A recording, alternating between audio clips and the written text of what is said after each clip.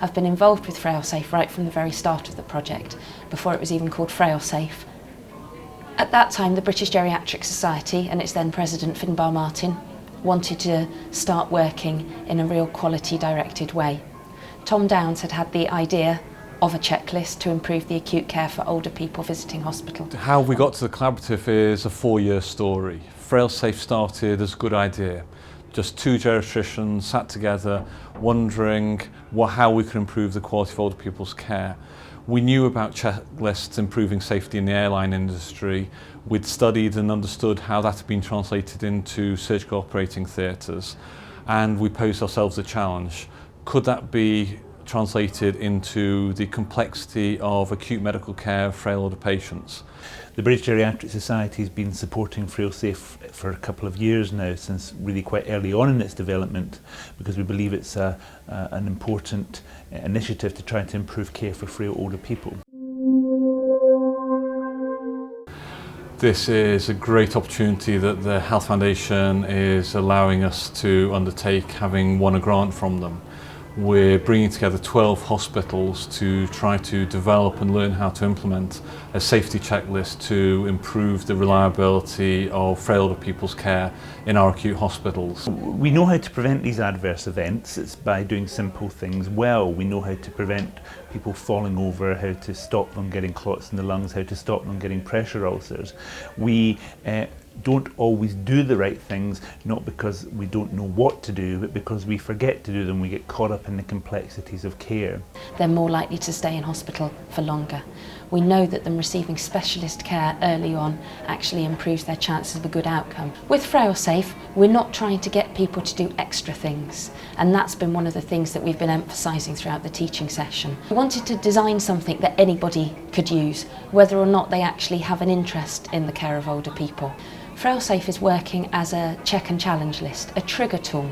If our work is successful, we will have a tool that works, that doesn't create extra bits of paper, but actually improves and directs care very easily.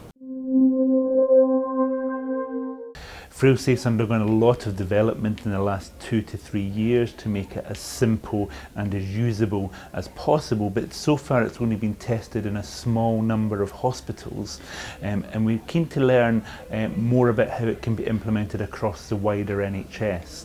The steps that we're starting here in Sheffield today will allow a wider variety of medical and nursing teams to try the tool, to test the tool, and to work out really how effective it can be in practice and what we need to do to make it effective in practice. Now we're on version 8 of Frailsafe, and it's looking professional. It has an evidence base behind it, and at the collaborative here we have 12 hospitals who are about to go into the real world and test Frailsafe and try to get it to work properly. They represent a mixture of teaching hospitals, district generals, small hospitals, large hospitals, and people from around all 4 nations of the United Kingdom. And we've brought that sort of variety of healthcare teams together so we can understand how Frailsafe works in different settings. 12 hospitals have already expressed how much they're learning. They arrived with an enthusiasm. They thought this was wonderful and we're going to spread it through their organisation rapidly.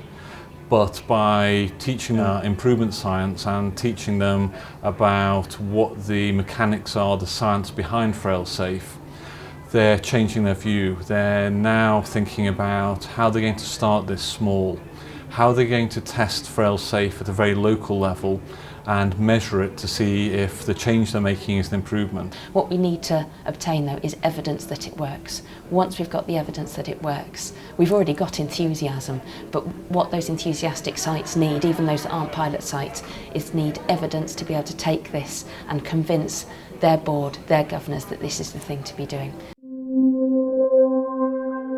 I think there's been some real shared lessons learned across the different areas from the country, and I think it's been really beneficial to hear everybody's similar successes so far and similar challenges. It's more thinking through the issues of frailty and how we're going to apply it in our context under the headings of the Frailsafe tool. clearly adverse events are not just bad news for the patients, they're bad news for the National Health Service as well. The NHS spends a lot of money getting people better after they've had falls, after they've had clots in the lungs, after they've developed pressure ulcers. It spends, for example, on pressure ulcers £4 billion a year alone on helping get patients better from those. If we could prevent those happening in the first place so that they can get a better service, a more responsive service and a higher quality of care. And although Frailsafe is a relatively simple intervention, we believe it has the power to move hospitals to a situation where they might be better able to do that. So in 10 years' time, I would like Frailsafe to be internationally recognised in the field of geriatric medicine particularly, but also in healthcare. I would like somebody who's being admitted to hospital in Canada to have their relatives asking the doctors there, are you using Frailsafe?